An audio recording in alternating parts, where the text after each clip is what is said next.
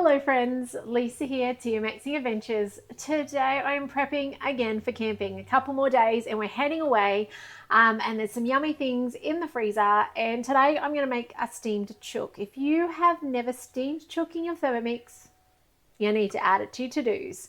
I'm going to show you how to manually do it today, but there are recipes on Cookie Do. If you need help finding them, let me know. I'm happy to help you. But in my Varoma, and regardless what model you've got, you can do this so long as your lid fits on your Varoma. Okay, you need to be able to put that lid on so that the steam can get captured in there and but sort of still escape. So whatever model you've got, you can do this. I do remember on the TM31s, the Varoma was a bit shorter, and so you had to pick your chicken carefully. The TM7, we have huge capacity, so it's not a problem at all. So really simple recipe. This chicken is going to cook for 99 minutes. All right, on steaming, on Varoma temperature. So you might remember from corned beef last week, to cook for an hour and a half, we need 1.5 liters of water. Do you remember that? So half an hour cooking, half a liter of water. 1 hour of cooking, 1 liter of water. And when we do the whole corned beef, the whole chicken, 1.5 liters, 1.5 hours. So into my bowl, I'm looking at the little dots up the back of my bowl near my pouring spout. I'm going to put in, straight from the tap, 1.5 liters worth of water. Now at the end of the cook, you may decide to keep the water and actually use it as a liquid stock. Okay, there's nothing wrong with that. By the way, if you're watching on, say hi. If you have cooked a whole chook, I'd love to know that you can go, yep, I've cooked this. So reach out and comment. I'd love to know. And of course, share this video. If you have a friend or family member with a Thermomix, they need to know how easy it is. So share this video. So we're going to put the 1.5 liters of water. Now, if you have a TM31, you're using Varoma button. If you have a TM5 or a TM6, you're going to take your temperature dial all the way from 120 around to Varoma, which is the next one round. So 37, 40, keep spinning, and then all the way around. On a TM7, we have a steaming mode. So I take out my lid cap. I'm going to put my chicken in place.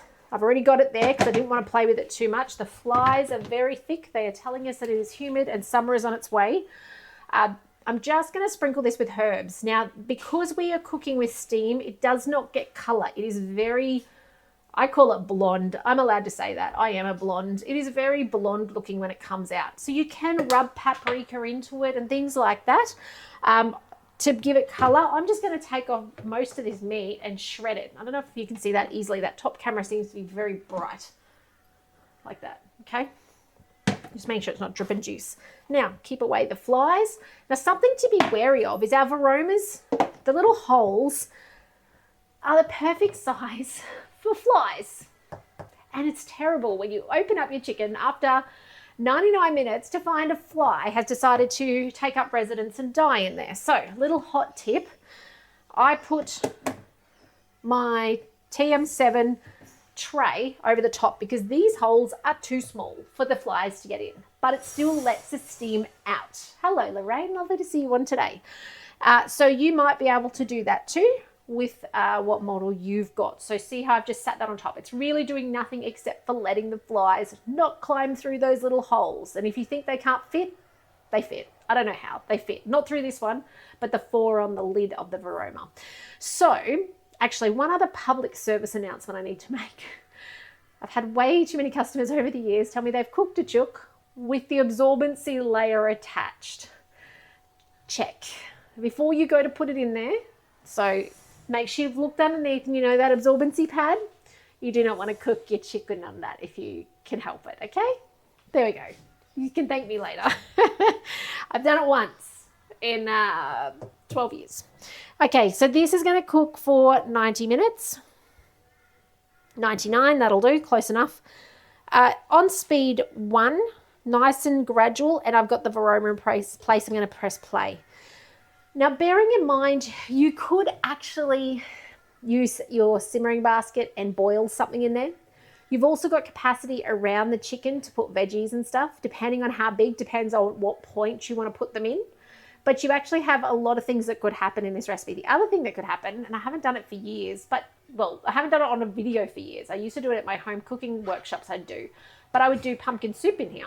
or veggie soup, leek and potato soup, and let it steam my chicken at the same time. You do need to overcook the soup because you're cooking for an hour and a half. You want that chicken dead, really dead, okay? No pink. Now, those of you who are going to come back on YouTube later tonight and see the whole lot, I'm going to come back in the hour and a half, and I'm going to show you how I check if my chicken is cooked, because if you've got a really large chicken, you're going to need longer. If you've got a small chicken, it'll be falling off the bones in 99 minutes and be so amazing. But I'd like you to know how to check, just in case. So I'm going to come back and do that. And part of that is I will also come back and show you how to shred in case you don't know how to shred. Shredding meat is such a cost saver. I'll take the breasts off this and shred it. I will freeze it flat so that we can use it then on sandwiches when we go away, and wraps and things like that. So it's really easy to do when you know how. You do not need to go to the deli and get shredded chicken that often, I don't know, does it smell funky like chlorine? Like they've sprayed it with something to stop it, I don't know, contacting the air or something strange. You can do it. You know exactly what's in it. Like it's so good when you do it yourself. So I keep looking at the screen. I can see you guys up here too. But I keep looking and I keep thinking, have I pressed play? I think I've looked twice to check I pressed play the time I was talking then. The TM7 is so quiet. I am actually loving, now I haven't got my phone here, I was going to show you, but on the phone now tells you what the Thermomixes are doing. And I am so grateful for that because it is so quiet that inevitably I have gone off and done stuff. And I have pressed play, but it's like putting the garage down. Does anybody else? Maybe it's just me. I used to drive back up my road to check I put the garage down because I didn't remember if I pushed the remote or not. It's kind of like that with my Thermomix, but now I can just grab my phone, look at the phone, and it tells me that it's cooking. I'm like, yes, I pushed the play button. So it's so good to see. And it was really fun in Fiji to see what the kids were cooking as well at the same time. Hello friends, it's been an hour and a half. I have done a whole lot of stuff. I love how you do not need to babysit a Thermomix. So I'm now going to get the lid off and let's see if it's cooked first. So I said I'd give you tips on how to do it. Now, I do find having this method of putting your tray on top, you do get a bit more drippage from that steam bit being up there. Just something to be mindful of that you don't burn yourself with the hot water up the top. So I'm just gonna take the lid and it off at the same time. So there we go. But you'll notice no flies, which is really nice not to have one that's, in there and dead. So, sorry, you may not be able to see overly well. Okay, to test it before I take it out, I actually cut down the breasts. So I just grab a knife and I cut through the breast to the bottom, and that gives you a really good indication if it's pink and jelly-like, it needs longer, and if it's breaking right apart, it's cooked. Now, if it is, sorry guys, kids are in the pool if you can hear that. If it is pink and jelly-like still, that's okay. You've now opened up that breast so you can actually cook it. And because we cook with steam, it doesn't dry out, it stays tender. So it doesn't matter that it's open.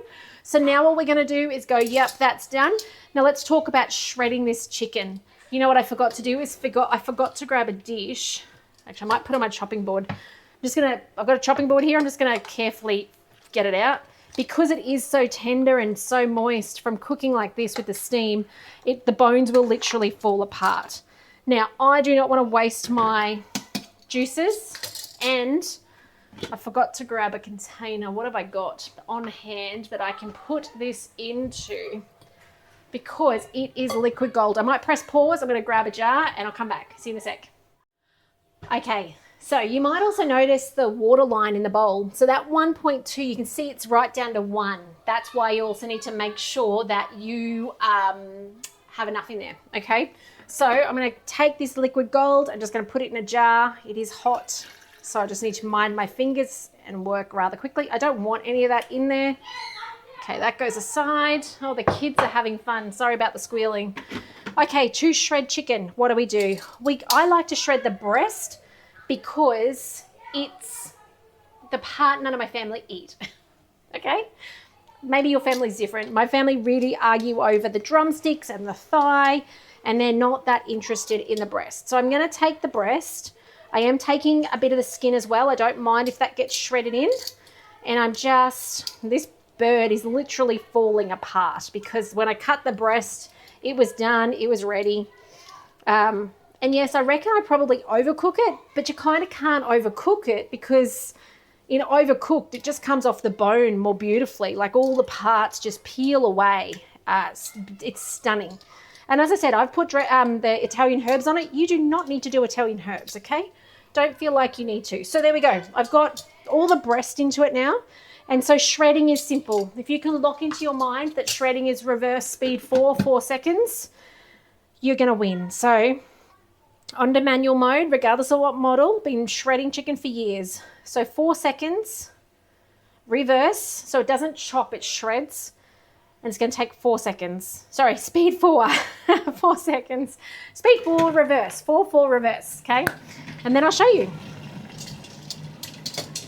And by the way, if you're wondering, as I said about the falling apart, you can see how that literally, when I cut the breast, it all kind of just opened up. So I can now take the drumsticks off, the thighs off, the wings, and then there's not much left by that stage, right?